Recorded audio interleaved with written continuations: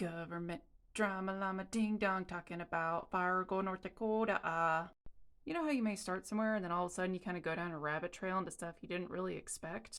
Well, woofda, I was notified by my friend today about this particular headline. They're putting up a new elementary school as part of the Fargo Public Schools, and they wanted help in naming the new elementary school, and that was what she suggested. Her reasoning is that it would be some positive national news for Fargo. I can see how you might want more positive things associated with Fargo. Fun fact, most of the movie actually takes place in Minnesota. Fargo is in North Dakota, but it is on the border with Minnesota. She does currently work for the city of Fargo. You can look at her general background here. What stuck out to me is that now residing in South Fargo, Michelle works in medical sales. If there happens to be anything interesting with that, I will post it later. And if you've been wondering what she's been up to lately, take note of the hat. As the headline suggests, she 100% believes that there is corruption in the Fargo city government.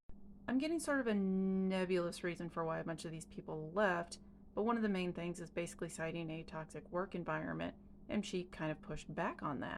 In the clip, she basically says that, yeah, you're going to have to go to work and deal with a bunch of stuff that you don't want to deal with, and quote, it's called going to work. Make of that what you will, but the city spent like $30,000 on investigating the whole thing and seeing what happened, and she decided that that was a waste of money.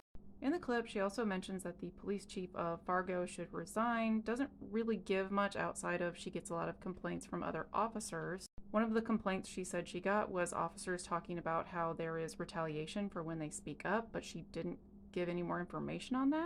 In short, there's been a whole lot of drama between the mayor, the police chief, and the commissioner. One of the things I did find is that he has come under fire for how he has responded to two pew-pews.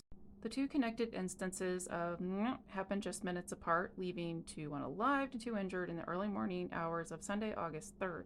While information trickled out from the city's communications department via written statements that day, Zabolski and Major Tim Mahoney sent out their own first joint written statement some 15 hours later. Feel free to pause and read the rest of that if you're interested. So after this occurred, Commissioner Turnberg was looking into the removal process. After receiving many emails, texts, and calls, Fargo City Commissioner Turnberg says she was looking into the process on removing Fargo Police Chief David Zabolski. About a week after this, the mayor was supporting the police chief after people were calling for him to resign. Zabolski said, I don't have any plans to take any additional action other than the good work we're doing here at the Fargo PD.